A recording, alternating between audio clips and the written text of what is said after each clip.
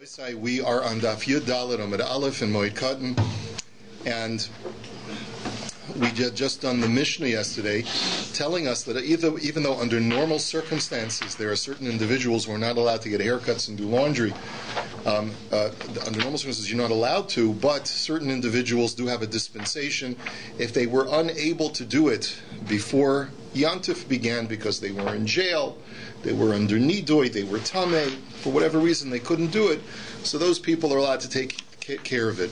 Just wanted to mention to you, because Moish and other people had mentioned how vague some of the halachas of Chol HaMoed are.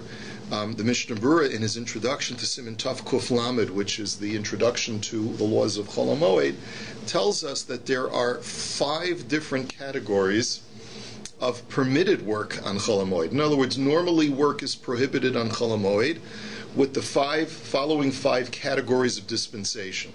Just very briefly, the 5 are, number 1, Davar HaAved. If you don't do it now, you stand to incur significant financial loss. That's one category. That's the heter that people rely on to go to work during Chol HaMoed. By and large, is that if I work for somebody else and I'm going to get docked my pay, I'm not going to be able to I'll lose money, so then that's one heter. Number 2, Tzarchei HaMoed. If it's for the needs of the Yantif, you're allowed to cook and do other kinds of food preparation for the needs of the Yantif. That's category number 2. Category number 3, what we saw yesterday, Bishvil Poel She'en Lo Ma Yochal. If you need to pay someone who doesn't have what to eat, or you need to hire someone, so a worker who doesn't have what to eat is allowed to work, and I'm allowed to hire someone who needs to put food on the table.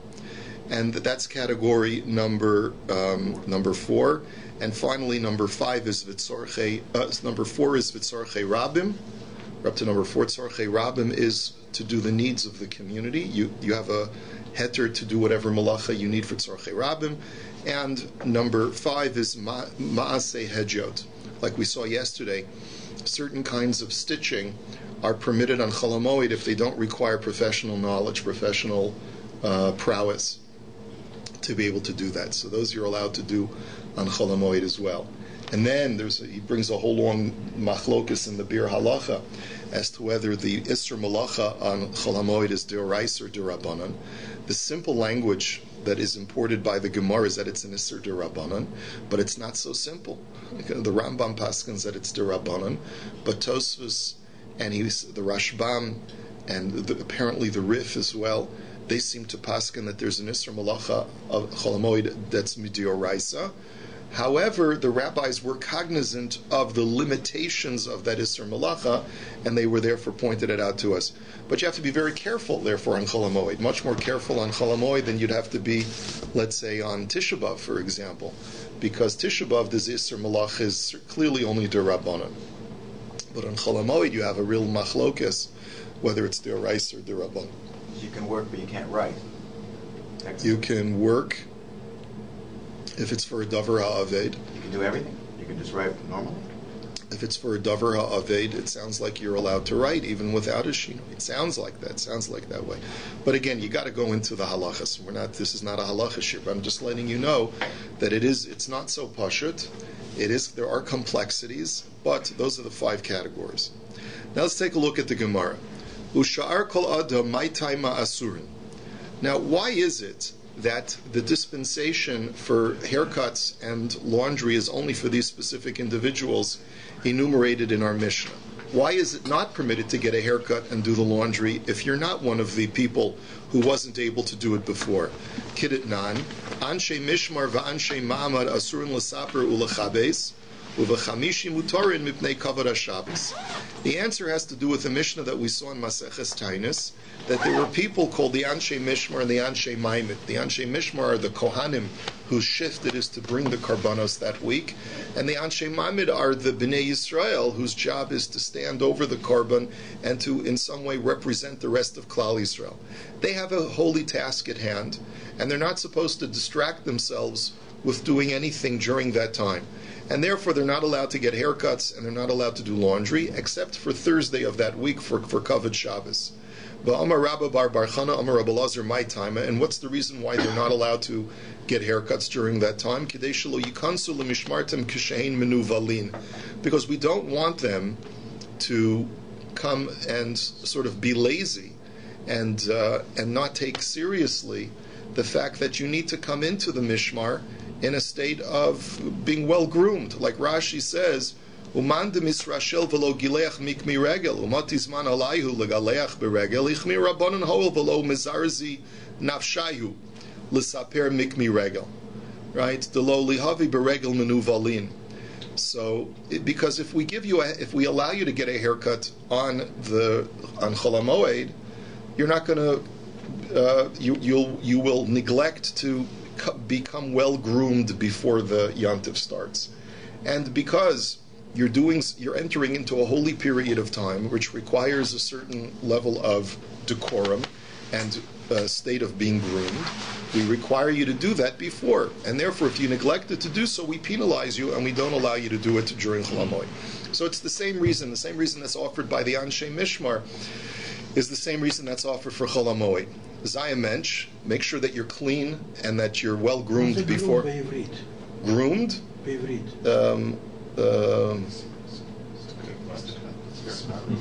Liot Adin, maybe, I'm not sure. Meudan le'adein et atzmo. Le'adein et atzmo. To make yourself look nice. Li'afot et atzmo. Lachen hu tzarich litgaleach. Kodem hachag. And if you don't, so then we don't allow you to do it on the Chag. We want you to make sure that you're going to look like a mensch before the Yom Tov enters. So too, we don't want you to come into the Yontif in an ungroomed state, and therefore we require you to do it before. And if you don't, you'll know, hey, if I don't take care of this before Yontif, I'm not going to be able to do it on Chol Moed. Boy Reb Zera.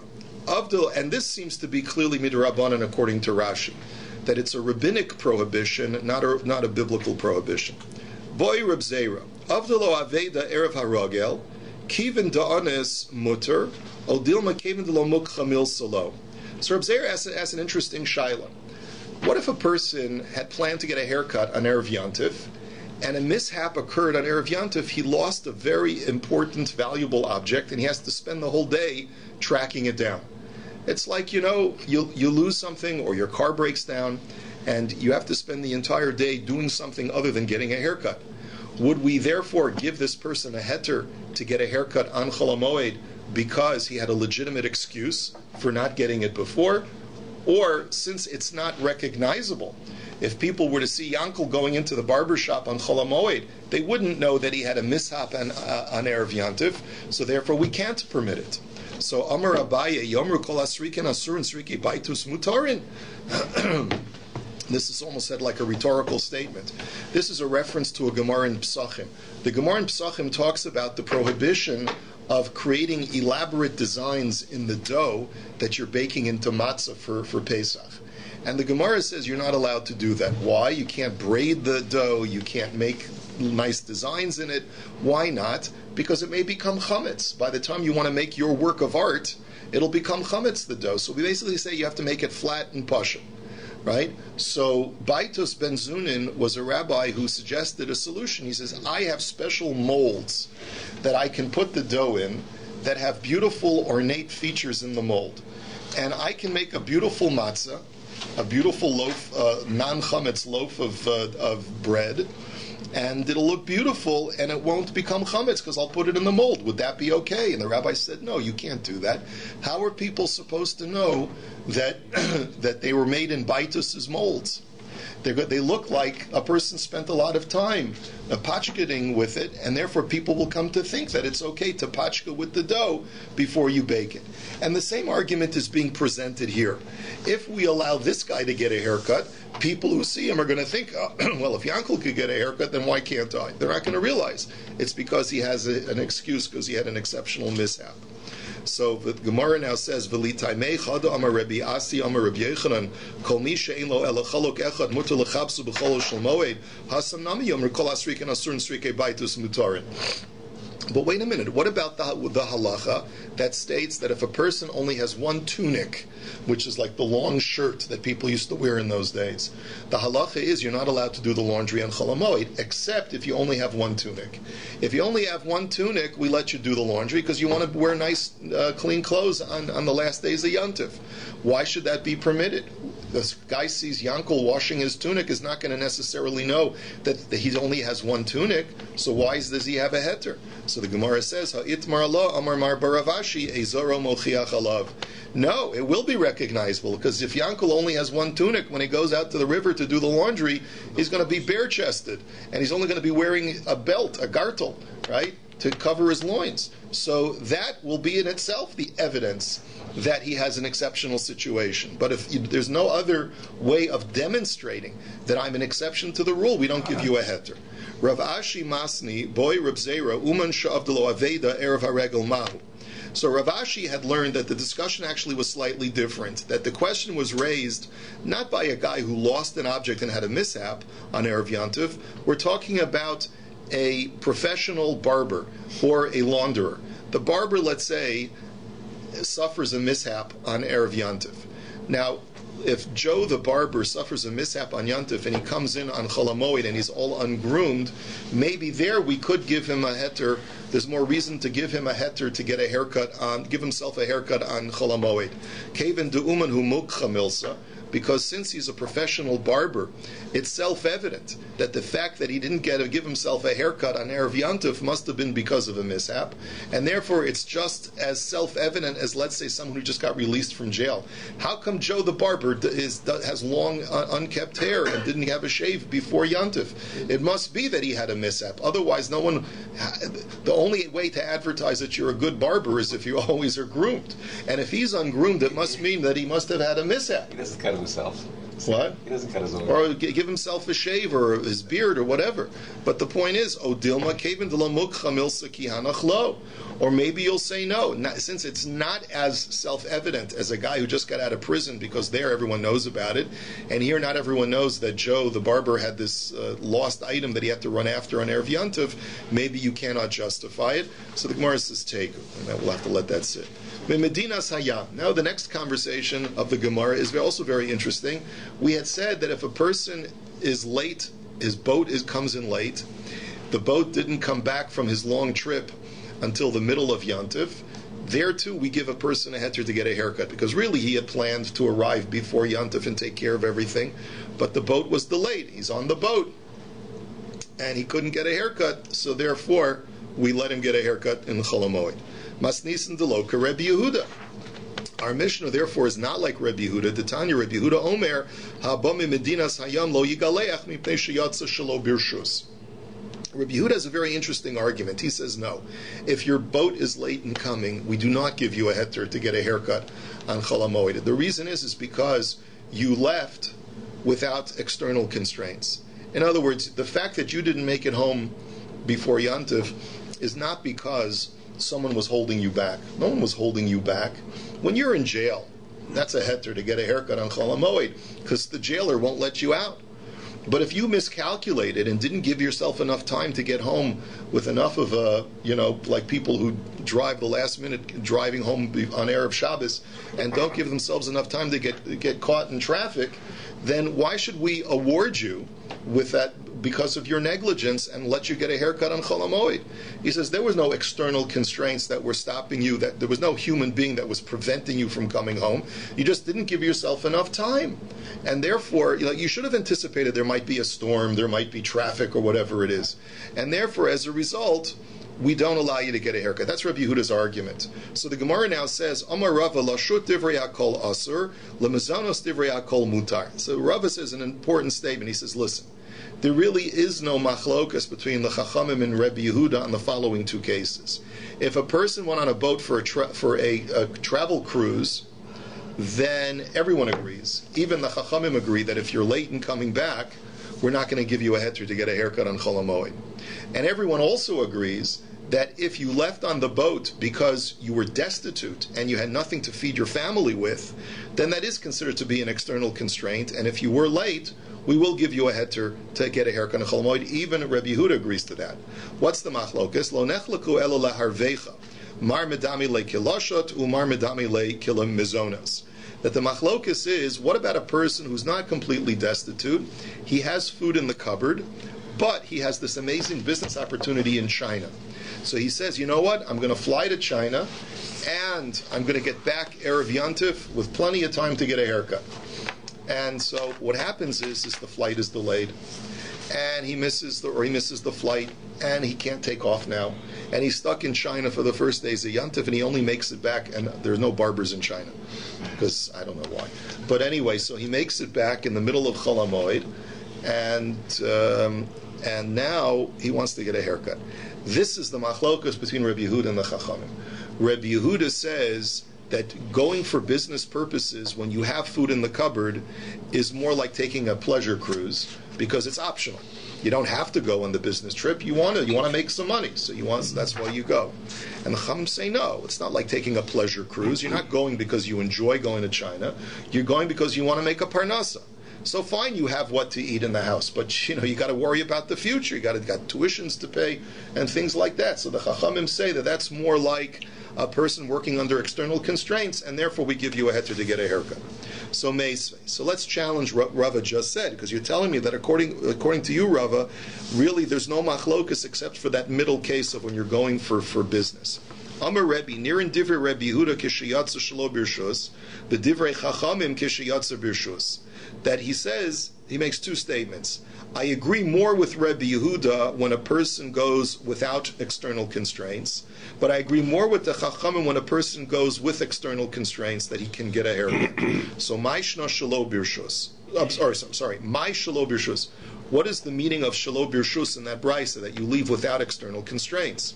Ilay malashut. If you're going to tell me that it means that you went for a pleasure cruise, v'ha'amart divrei hakol aser. Why are you telling me that you only go like Rebbe Yehuda over there? Even the Chachamim agree that if you went for a pleasure cruise, that you're not allowed to get a haircut on Chol Moed. So why are you telling me that I think I agree more with Rebbe Yehuda? The Chachamim don't argue. So the Elul Mizonos. So what's the alternative that you're going to because you want to go? You need food, and so therefore you're going. The Hamar Divrei Akol Mutter. Everyone holds that it's mutter over there. So what do you mean that you agree more with Rebbe Yehuda? There's no machlokas. If it's for a pleasure cruise, everyone agrees that it's usher, and if you're going for sustenance, everyone agrees that it's mutter, even Rebbe Yehuda. So what does that mean? Elapshita leharvecha. So it means that you're going for business. That's what it means, that where you're going without constraints. There are no external constraints. There's nothing forcing you to go to China for business. You want to make a parnasa, so therefore you go. So that's where he would say, I agree more with Rebbe Yehuda that it's usher to get a haircut than the Chachamim. But wait a minute, that's not going to work out with the Seifa. Ema Seifa, near in divrei Chachamim kishiyatzer birshus. But I agree more with the Chachamim against Rebbe Yehuda when a person goes with external constraints. So my birshus, what does that mean, going with external constraints? If you're telling me that it's for sustenance, for vital sustenance, so Amar Divrei Akol Mutar. Even Rabbi Yehuda agrees that it's mutter to get a haircut in that case. So why are you saying they only agree with the Chachamim? Rabbi Yehuda doesn't argue. Ve'elo lehervecha. So the only alternative is that external constraints means that you're going for business. But you just told me V'hamart nirin divrei Rabbi Yehuda baha. So you just told me that you paskin like Rabbi Yehuda when you're going for business, that you're not allowed to get a haircut. How can you say in the same breath in the Seifa that you hold like the Chachamim that you can get a haircut when you go for business? So the whole brisa is famished. So the Gemara therefore says hachi kamer. So you have to explain the brisa this way: Nirin divrei Rabbi Yehuda l'Rabbanan kishiyatza shelo birshus umayunihu lashut shafilu chachamim lo nechlaku alav elo lehervecha. That Rabbi Yehuda's position that you cannot get a haircut makes sense to the Chachamim. That's what Rabbi meant. That the Chachamim agreed to Rabbi Yehuda when a person goes without constraints, meaning that he goes on a pleasure cruise. There, the Chachamim agree that you cannot get a haircut because The only time that they argue with Rebbe Yehuda is when you're going for business. But if it's going for a pleasure cruise, they agree that you can't get a haircut. And the seifa is that Rebbe Yehuda assents and agrees with the Chachamim that if you're going for vital sustenance because you have no food in the cupboard, there Rebbe Yehuda agrees that you can get a haircut if your ship comes home late.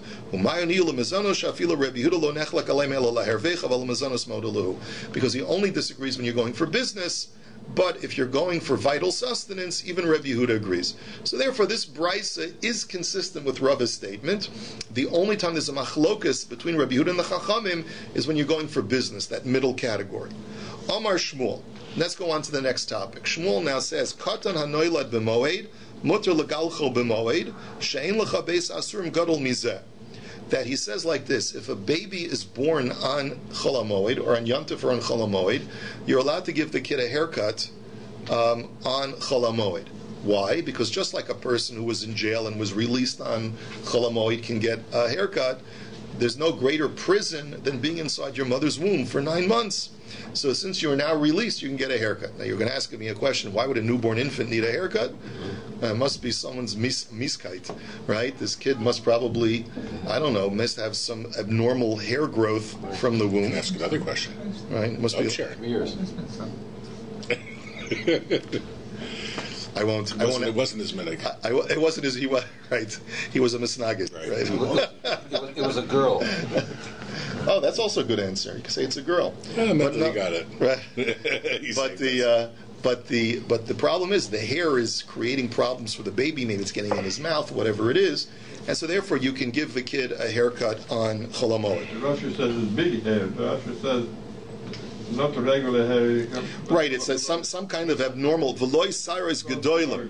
He has some kind of abnormal hairy growth, right? That's not for a normal infant, right? Yeah.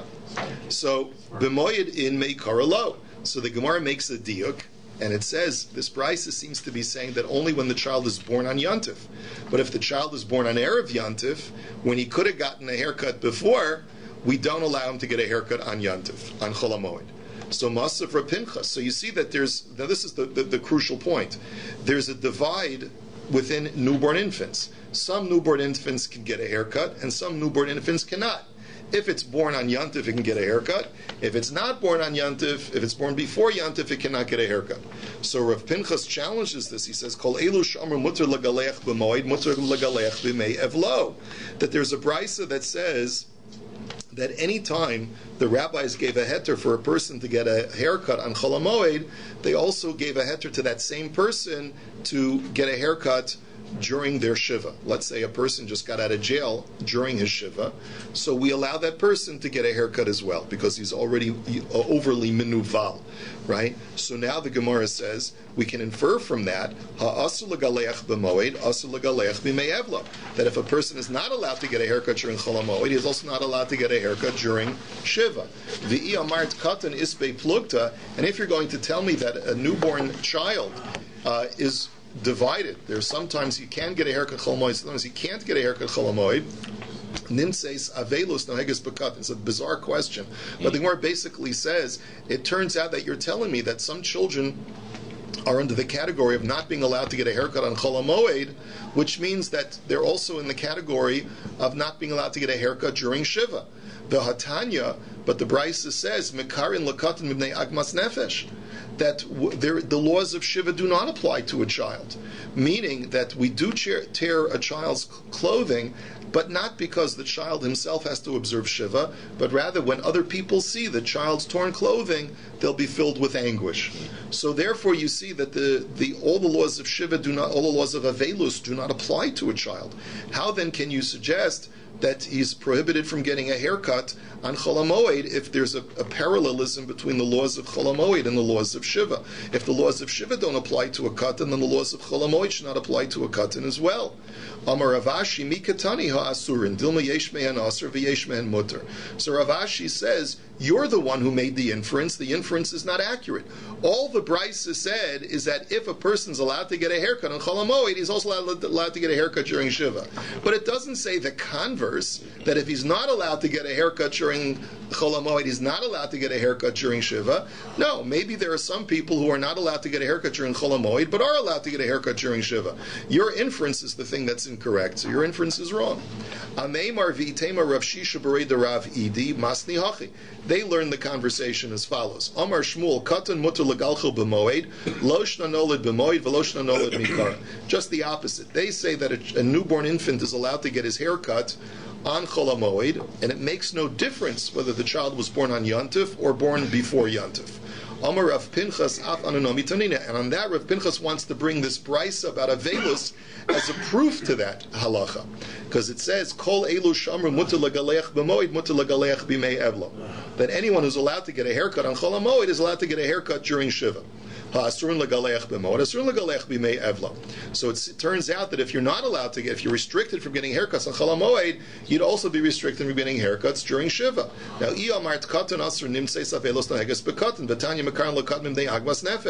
and that clearly can't be applying to a child, because a child does not have the laws of Shiva apply to him at all, because you only tear his clothes for others, not for the sake of the child. So you see, therefore, that you can't say that a child is limited on Chol HaMoed at all, even if he's not born on Yontif, even if he's born before Yontif. So that's our proof. Amar Ravashi mikatani ha'asurin dilma yesh ben asur v'yesh ben mutter. And on that, Ravashi gives the same response. Not necessarily so. Your inference is not necessarily accurate. All the Brisa says is that if you're not allowed to get a haircut on Chol HaMoed, you can't get a haircut on Shiva. But it doesn't say the converse. It could be that even though you're restricted from getting a haircut on Chol HaMoed, you would not be restricted from getting a haircut during Shiva. So that you can't bring a rye one way or the other. Avel eino noheg aveluso beregel. Now, the next thing the Brisa tells us is that an Avel, and we know this from personal exposure to these situations, a person who's sitting Shiva, the Shiva is broken by Yontif. Once Yontif comes, the Shiva is over. As it says, there's a positive commandment of rejoicing on Yontif. So, iavelus demi karahu, asi asay derabim v'dachi asay deyachid. But v'avelus dahashtahu, lo asi asay deyachid v'dachi asay derabim. So if the avelus already started, and then all of a sudden the mitzvah of simcha comes upon you with Yontif, so we say the mitzvah asay of simcha, which is for all of Klal Yisrael, overrides your individual mitzvah of avelus, and therefore the shiva is broken. But if the Shiva didn't start yet, but if the Shiva is only starting on Yontif, because the Petira happens and the Kfura happens on Yontif, so then the mitzvah of Simcha does not override the Shiva. We suspend the Shiva until after the Yontif is over, and a person has to sit the full Shiva. It's very unclear from this Gemara what kind of asay, mitzvahs asay, mitzvahs losas, or mitzvahs asay derabim, mitzvahs asay diyachid, whether it's deraisa or derabanan. Tosfos equivocates on this issue, whether these are mitzvahs asay derabanan or deraisa, because after all, the mitzvah of Shiva is a mitzvah only derabanan. So there should have been a better argument that the mitzvahs asay deraisa of samachta b'chagecha overrides the mitzvahs asay derabanan, but the Gemara doesn't say that. So Tosfos says perhaps there is some level of mitzvahs asay deraisa of Shiva, at least the first day, and also Tosfos wants to argue that the mitzvahs asay of samachta b'chagecha is also only a derabanan, because bisman hazeh it's only a derabanan mitzvah of samachta b'chagecha, because that mitzvah refers to simchas karbanos, with meat from the karbanos. But in any event, that's a discussion. Now, medunda mahu sheyinog nidoy berega.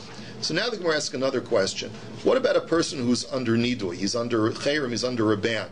And we know that he's got to be separate from the rest of the community, and he's not allowed to get a haircut.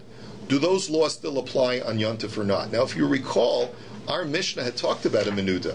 Let's put that aside for just a minute. But let's talk about, without any knowledge of our Mishnah, do the laws of Nidoy apply to the individual on Yontif or not? So Amar Rav Sheshis Tashma, done in Dinei Nefashos, V'dinei Makos, V'dinei Mamas, that the Brisa tells us that on Chol HaMoed, the Beis Din is allowed to convene to adjudicate the capital cases, whether a person is liable for the death penalty or not, Malkus cases to determine whether a person is going to get lashes or not, and Dinei Mamanis to determine whether a person is going to be liable, guilty or innocent against his counter litigant. We don't actually do it, right? We judge that, we don't actually do the No. So you'll see the Gemara seems to be saying that you mete out the judgment on Chol HaMoed. But wait, you'll see, Mendel. V'ilot tzayis dina mishamtinan lei. So it therefore turns out, it seems from this brisa, that if a person were not to listen to the judgment, let's say Reuven and Shimon are arguing in court who owes who money. The Beis Din paskins that Shimon is the guilty party, and Shimon says, I refuse to submit to the court's ruling. So we would immediately have to put a person in nidoy. V'isal kadaitach eno noig niduyu beregel, mishumas va'asi mi'ikara asi regel dachile hashta mishamtinan le anan? Question mark. So the Gemara says, I don't understand. If you're going to tell me that the laws of nidoy don't apply on Chol HaMoed, then it doesn't make any sense. How can we, if the laws of Yantiv override the laws of nidoy, then how could we put a person in nidoy on Yantif itself? Can't do that. So how can it be? So we must conclude that the laws of nidoy do apply on Chol HaMoed, because otherwise, how could a Beis Din paskin and then be prepared to put a person in nidoy on Chol HaMoed? So Amar le'abaya v'dilma li'iyune b'dinei. Maybe it doesn't mean, like Mendel had argued, maybe it doesn't mean to give the final judgment on Chol HaMoed. That's not what the brisa means. It means rather just to deliberate over the judgment on Chol HaMoed. That's what the brisa means. And I'll prove it to you. Because one of the things that it says that you're allowed to convene over are capital cases. You mean to tell me that you're going to finally convict the criminal and put him to death on Chol HaMoed? That's going to cause a diminution of rejoicing on Yom Tov. I mean, after all, the convict who's being brought to execute, it's going to ruin his day, right? but beyond the guy who's being convicted, right? The judge is also, it's going to ruin their day. You know, as a judge who was part of a conviction. People see it too. What? People see the Misa too. Right, but here we're referring specifically to the judges. The judges themselves, as we'll see, Dadanya, Rabbi Akiva Omer, Minayin l'Sanhedrin shahargu es hanefesh ein tom in kolosa hayom. How do you know that if you're a member of a Sanhedrin that convicts a capital a case for execution, that you're not allowed to eat anything that entire day? Tamulomar lo sochlu al hadam. The Torah says you may not eat over blood, meaning that if you put a person to death legitimately because he's chayiv misa, but you as the judge cannot eat that entire day. You have to fast the entire day. So there's not going to be any simchas yantif. You're going to, you come home to your wife. How was your day, honey? Fine. We killed Yankel. Let's eat. Right? You can't do that. Is that a deraisa? It's not going to have simchas yantif. It's not clear whether it's deraisa or not. We use the pasuk differently. We use the pasuk as an asmach lo sochlu al adam to tell me what? That you're not allowed to eat. Don't listen, Shlomi. You're not allowed to eat before davening. That's correct, that's what the Gemara says, right? The lo sochel adam means you're not allowed to eat before davening. In Chassidus, there's a different way of maneuvering, right? Right. The Rav Shulchan Aruch, clearly says that there are other counter arguments, but that's the way we use the pasuk. Whether or not we're using this as a smacht or deraisa is not clear. But in any event, so the Gemara says ela liyunei bedinei, achanami liyunei bedinei. So we must conclude that we're not talking about convicting someone for a capital case. We must be talking about just deliberating over his case, and we don't come to the final psak until after Yantif. So too, maybe that's what the brisa means, and therefore we don't put people under nidui on Yantif. So the Gemara says, Amar leim ke nimseis ma'ana es dino.